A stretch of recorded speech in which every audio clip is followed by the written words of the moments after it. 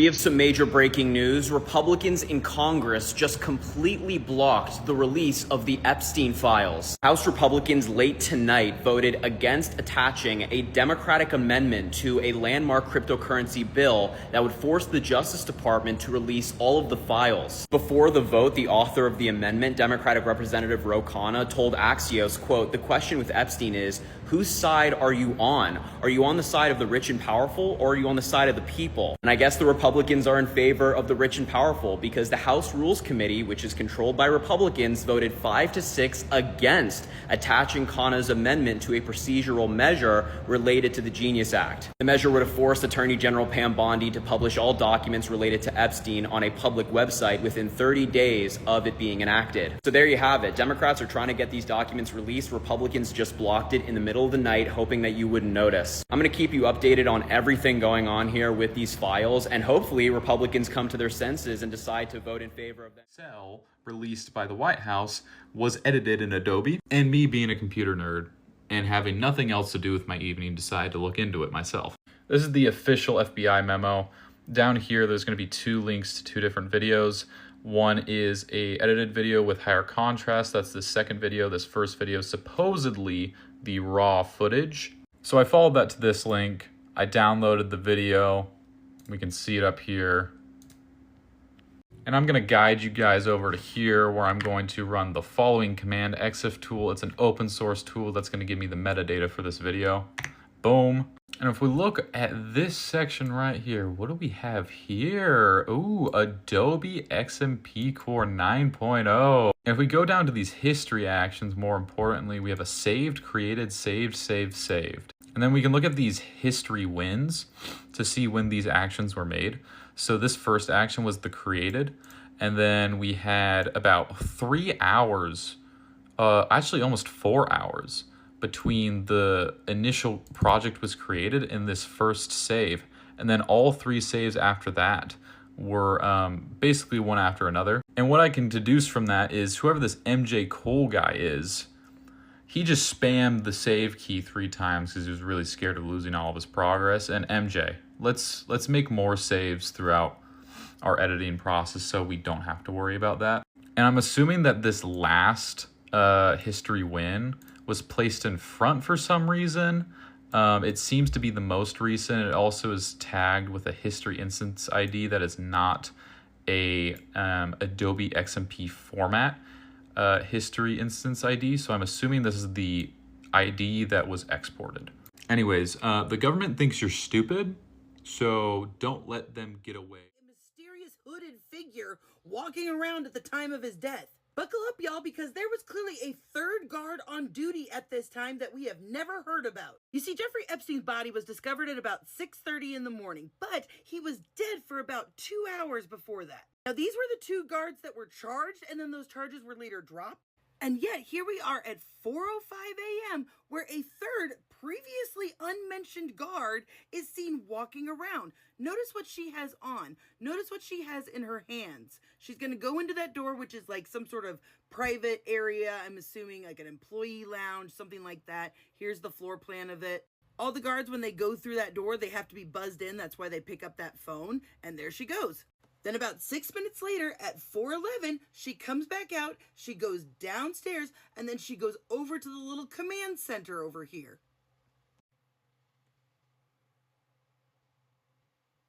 You can even see her like flipping through pages and stuff. Clearly doing administrative work, or that checklist that they were all supposed to do every 30 minutes, right? So at 4:14, we see her exit with that paperwork. And you know, right here is the stairway up to Jeffrey Epstein's thing. Now we get suspicious little movement from anywhere in the guard station until the clock strikes 4:28. And then you'll see a little flash of light come up right here. So wait.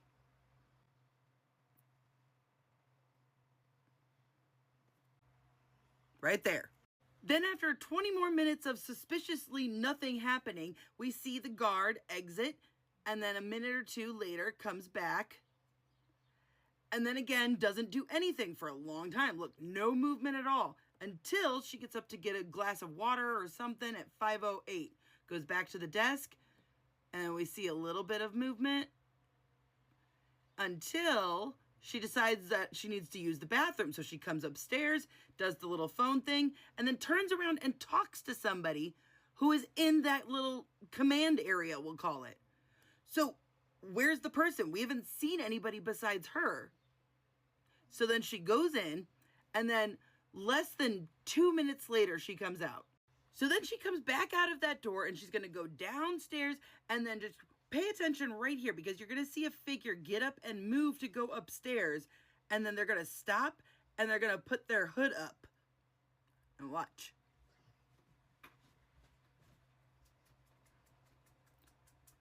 So before heading upstairs to the working camera area, they specifically put their hood up. So then hoodie person goes, they get buzzed in, they talk down there, they go in there, and then just a few moments later, the guy that we actually know about comes out the door. Clearly two different people. He's clearly getting some sort of an order. He comes back a few minutes later with a bag, but we can see the female guard that we know about walking around down there. Except like she weirdly freezes in place for a while, and then wait until you see the guy come back up the stairs with his food, and then almost immediately, and that clip's weird in itself, I'll show that in another video, but almost immediately, the hoodie person comes out, and they go to put down their hoodie and think twice. Now, it seems pretty obvious to me who the hoodie person is, considering all of the clothing match, the hairstyle matches what would be under that hood, the height matches. She's even got the same little pouch right there. And at one point, she full on looks at the camera. So who the fuck is this person? Why have we never heard of them before? And why are they walking around wearing a hoodie with their hood? Matter? It's this hooded guard that killed Jeffrey Epstein, and that's what we all need to focus on. Not only is this guard wearing a hoodie pulled up over their face, but also a glove. Not only is this hooded figure the only person whose face we can't see, no matter how much I adjust the settings on it, but they are also wearing a black glove only on their right hand.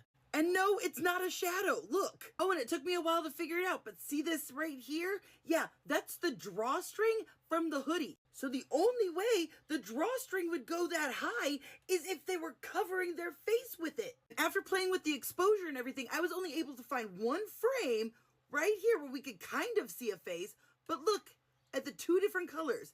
They are clearly wearing something over their mouth.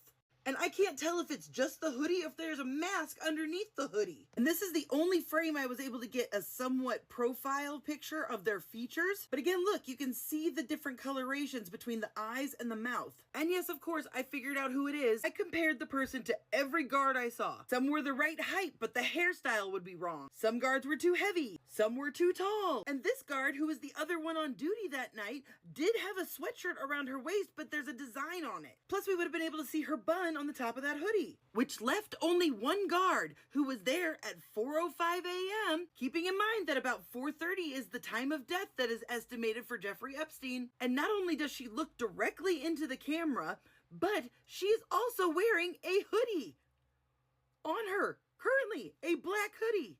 Just compare. Here's the hoodie person, and here she is. Notice how she weirdly leans in towards the phone? Notice the curve of her back running down the leg? Just like that. Notice the curve of her belly? Boom, right there. Oh, and here's my favorite. Look at the placement of the hand on the receiver. Literally one finger on the back of it. And watch, she's gonna check something in her pocket, but she doesn't pull anything out.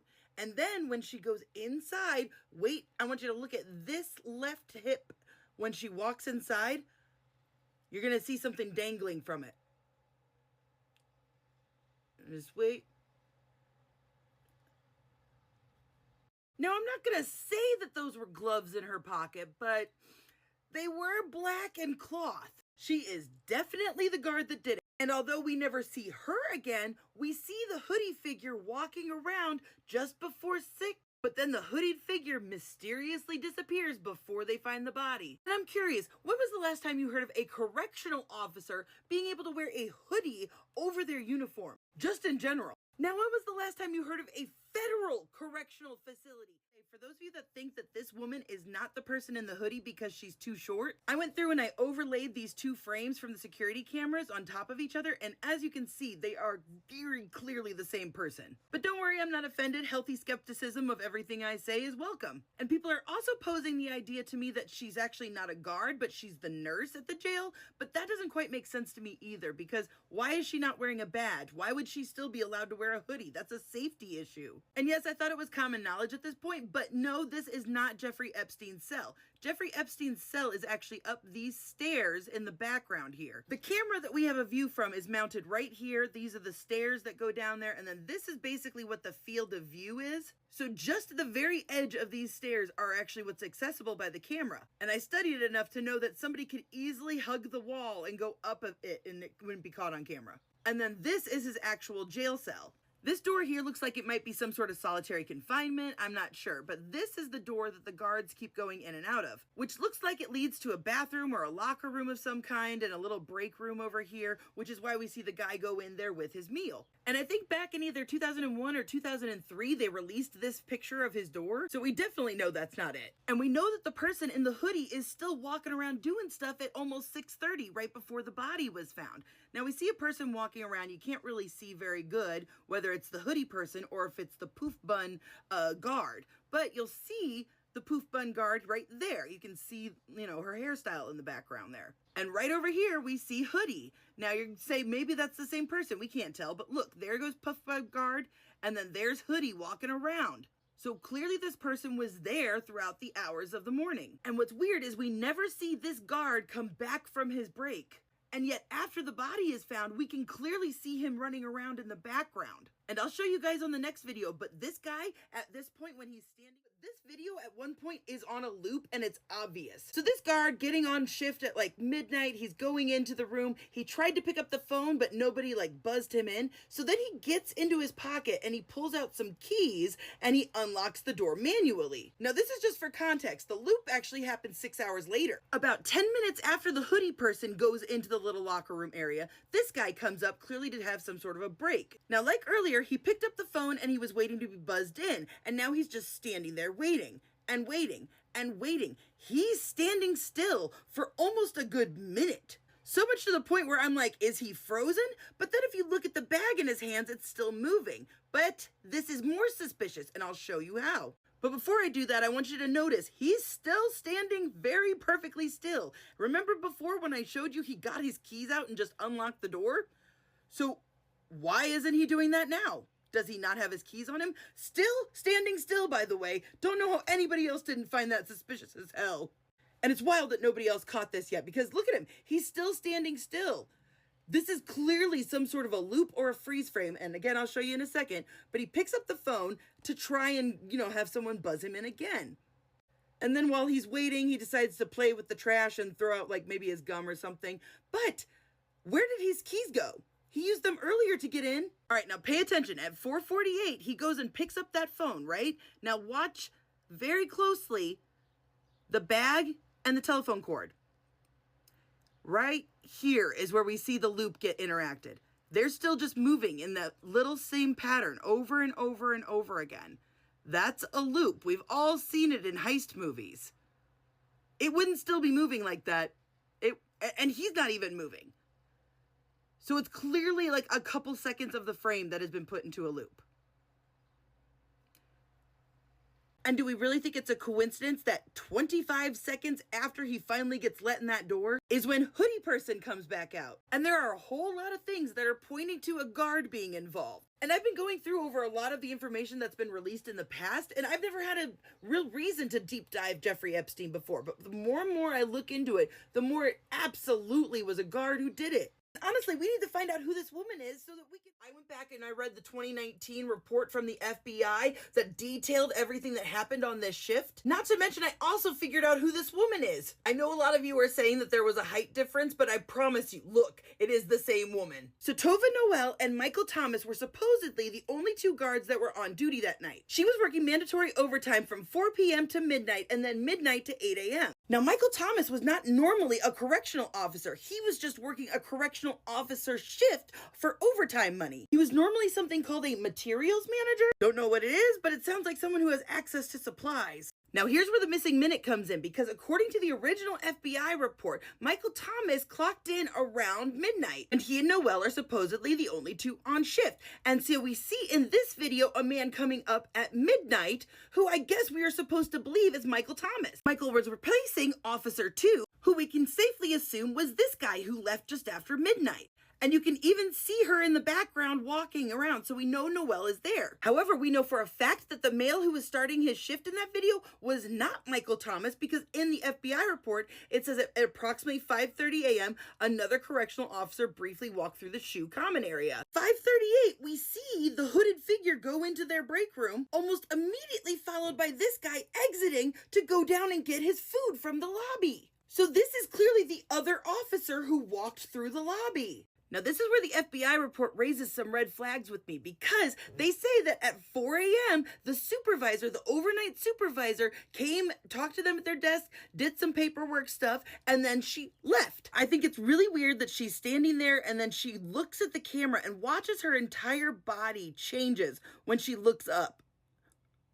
See? Did you see that? She got uncomfortable because she remembered the cameras. You'll notice throughout the report, anytime they talk about someone, they're like Officer 1, Officer 2, etc. However, when the report talks about the overnight supervisor briefly visiting, they don't give that person a number. But in fact, the supervisor who was on duty, who had just started their shift after 6 a.m., they're called Supervisor 1. So why wasn't the supervisor who was responsible for the overnight supervision, why weren't they mentioned or even charged? Because they were complicit in that we didn't do bed checks thing. Now, Michael Thomas is quoted as telling his supervisor, "We messed up, I messed up, she's not to blame, we didn't do any rounds," which is a suspicious thing to say. But remember, the hoodie person intentionally put their hoodie up before they came upstairs where the cameras were. So isn't it weird that Michael Thomas's face is the only one we are unable to see on camera, and the minute that he's supposedly arriving at work is missing? Now, I have a loose theory that these two were working together, if not all three guards working together, but at least these two. You see, back on July 23rd, about 3 weeks before, at about 1:30 in the morning, SHU staff members heard noises coming from his cell. When they got in there, they saw marks on Epstein's neck, and they claimed that his cellmate said that he was trying to...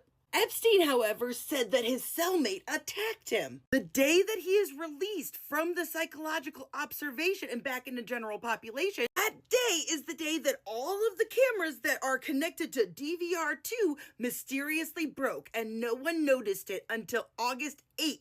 Now, guess who was the guard on duty the day that Epstein was attacked in his cell?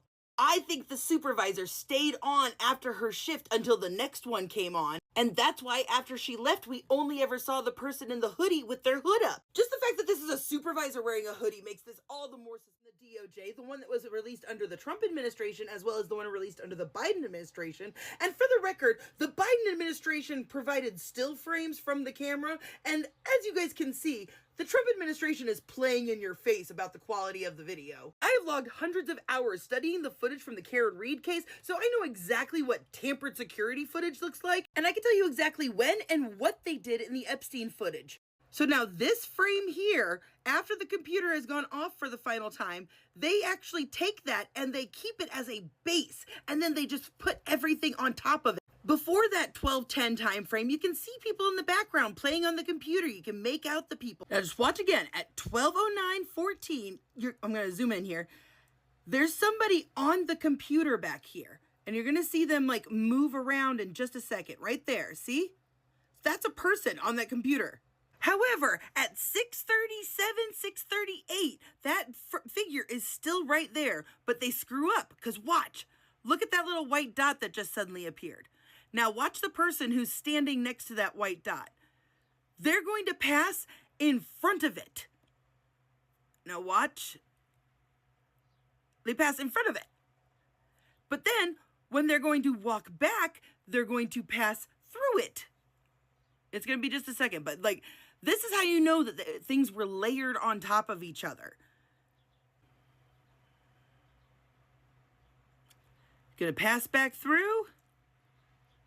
And then all of a sudden they passed through that little white orb. Now this is the real footage again. That white orb is the floor. which is why when anybody passes through that space, it gets all fuzzy. And I'm going to do a full timeline leading up to the days of his death so that you guys can understand how this was falsely on the Epstein. And ultimately, I was completely cleared. The woman admitted that she may have mistook me for somebody else and withdrew all of her lawsuits. And so from day one, from the day I was accused, I said I want every document out because I knew every document would prove I was innocent. So let me tell you, I know for a fact documents are being suppressed. And they're being suppressed to protect individuals. I know the names of the individuals. I know why they're being suppressed. I know who's suppressing them. But I'm bound by confidentiality from a judge and cases, and I can't disclose. That was Alan Dershowitz, who was Epstein's lawyer. And yes, he says he has actually seen the list. And I absolutely believe Dershowitz when he says there is a client list, he has seen it, and powerful people are still protecting themselves. We all know that this list exists because we remember when Epstein first got arrested that people were behind the scenes making depositions and trying to get the information suppressed. And the new MAGA mantra seems to be, well, if there was actually a list, why didn't the Democrats use it against Trump? First off, stupid fucking argument. It takes a long goddamn time to build up a case. And SA is notoriously hard to prosecute to begin with, let alone when it's by people who are rich and powerful and know how to cover their tracks. It literally took 3 years for Sandra Birchmore's murderer to be arrested. Now imagine if there's hundreds of them. And guess what? Under the Biden administration, a lot of Ghislaine Maxwell's stuff became public. It was literally unsealed, except for quite a few little black marks throughout it. And this is exactly the reason we know that there are powerful people still suppressing it. Usually if something gets unsealed, but there's still black marks like this, that means there's investigations going on. The deep state is coming from inside the house, y'all. I'll be honest, frankly, at this point, I'm wondering if Donald Trump actually had the DOJ purposely throw the Diddy case. Hand to God, I know the names of people whose files are being suppressed in order to...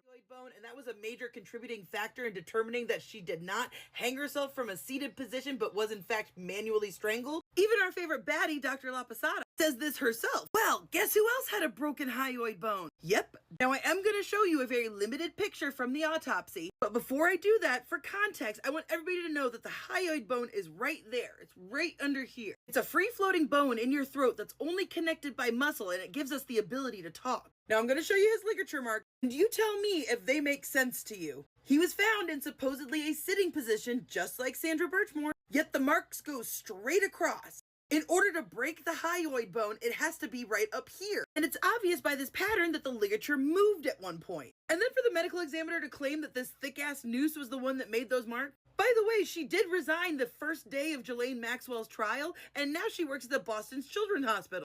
But feel free to pause and read the findings yourself from the autopsy. But as you read it, I do just want to point out that the medical examiner describes almost to a T exactly the same as what the ME in the original autopsy of Sandra Birchmore described. And people keep asking me why I care, why I'm digging so hard into this. I'm like, it's not about him. He's terrible. It's about who ordered the hit. It's about who was in power when he died and who in power is trying to make us forget it. Do we really think that the people that he serviced stopped doing it after he was arrested?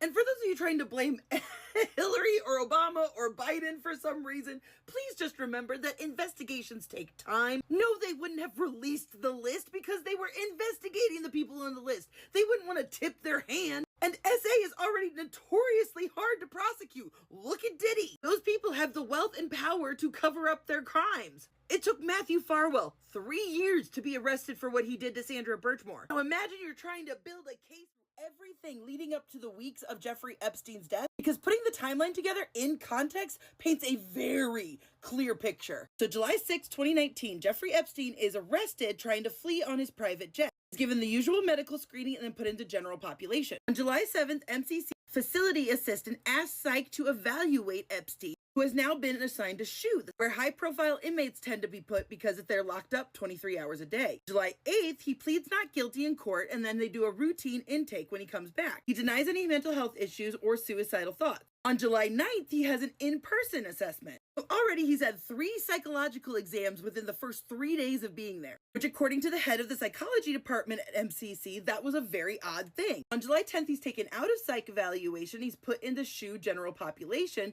with a cellmate. Now, the warden picked out this cellmate because he was also a high-profile inmate and he didn't think there'd be any trouble. Now, what if I were to tell you that not only was that cellmate a former police officer turned drug lord, but he also looked like this and was awaiting trial for a quadruple homicide, gangland style. July 14th, he briefly has another psych meeting. Then July 15th, he was back in court again for a detention hearing. Next day, during a legal visit, Epstein requested a psych hearing. At this time, these are the lawyers that he has, and some of you might recognize one of those as Uncle Marty Weinberg from the Karen Reed trial. On July 18th, his bail was denied, and on the 22nd, they filed an appeal. Now, this is where things get weird, because the very next day, July 23rd, at about 1:27 a.m., the SHU staff hear noise coming from the cell. Now, the cellmate claims that as he was asleep around 1 o'clock in the morning, he felt something hit his leg. He called out to Epstein, and when he didn't answer, he got up and turned on the light, and that's when he saw him hanging himself. Now, the morning watch operations lieutenant observed that Epstein's neck was red, but she saw no further injuries. She said that she saw him lying on the floor in a fetal position, breathing heavily and snoring. When she called out to him, his eyes flickered and he continued snoring. And from what I can gather from the reports, yes, she is the lieutenant they're talking about here. Now, officer number 4 told the special operations lieutenant that Epstein had said that the cellmate had tried to kill him and had been harassing him. The previous day, the cellmate had seen in the paper that Epstein was worth $77 million and was trying to extort him. Epstein claimed at 1 a.m. he got up to get a drink of water, and then when he went back to sleep, he was woken up by his snoring and all of the staff around him.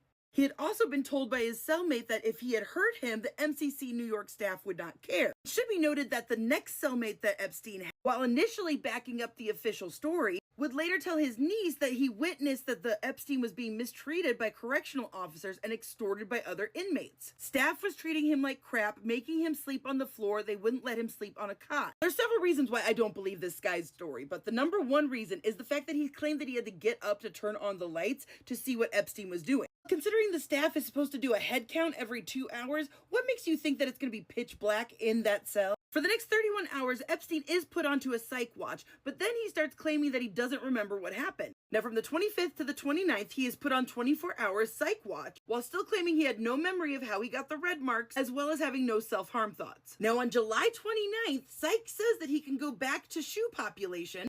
Epstein requested that he stay in psych another day. That very day, the DVR number 2 has a catastrophic disk failure. 9 out of the 11 cameras in the SHU population are no longer being recorded on DVR. None of the staff knows that the DVR isn't working because they can still see it live on their screens. July 30th, a big email goes out to all of the staff saying that Epstein needed to be checked on every 30 minutes and that he was required to be with a cellmate at all times. That day, Epstein actually requested that he be put back with his original cellmate. Then on July 31st, Alan Dershowitz is hired back onto Epstein's team after he was the one who negotiated his original 2008 plea deal. That day, U.S. Marshals, after he returns from a court status hearing, returns Epstein to the prison with paperwork that said he was having self-harm tendencies, despite Epstein denying this. He has another psych evaluation on August 1st where he again denies that anything happened with his cellmate. And on August 2nd, the investigation concludes that they can't tell whether he hurt himself or the cellmate hurt him. Then on August 8th, unbeknownst to any of the staff, he meets with 2 of his lawyers and he changes his will and testament. He meets with psych again and denies any self-harm tendencies. That day, his attorneys also received notice that his cellmate was getting transferred the next day. And then this was the day that staff noticed that the DVR was failing. The special tech analyst said that he just didn't get around to fixing it yet. Now, what if I were to tell you the morning of August 9th, the day before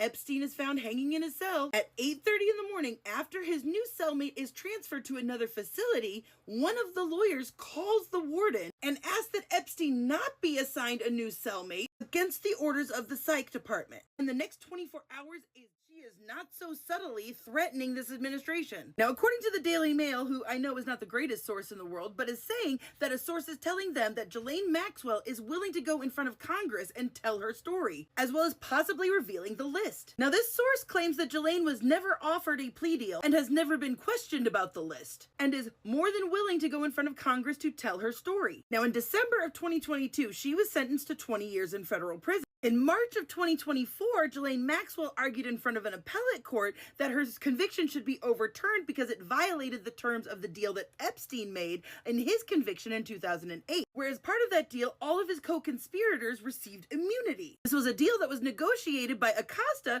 who was Trump's former Department of Labor secretary. He ended up stepping down from his position because of the backlash. September 17th, 2024, the courts denied this appeal. Then on January 17th of this year, Ghislaine Maxwell has actually filed for an appeal in the Supreme Court. Now, extensions and responses kept getting filed, etc., but it just so happens that today is supposed to be the day that Pam Bondi's administration files a response to Ghislaine's request. It also should be noted that Ghislaine Maxwell's lawyer, David Oscar Marcus, has a YouTube channel, and just a week after the election, had Todd Blanche, who's Trump's deputy attorney general, on his show. 3 days ago, Todd Blanche was somebody who said that he signed off on the memo saying that there was no Epstein file. Now, this anonymous source to the Daily Mail seems very, let's say, lawyerly, saying things like she remains the only person to be jailed in connection to Epstein and would welcome the chance to tell the American public the truth. Now, is it any coincidence that Ghislaine Maxwell just happens to come out and say this publicly for the first time ever, the day before the DOJ is supposed to respond to the court? Now, the Supreme Court has been making some pretty wild decisions lately, based on exactly who we think will vote for who. Apparently, during Ghislaine Maxwell's trial, one of the jurors lied on his little form, saying that he and no members of his family had been victims of major crimes,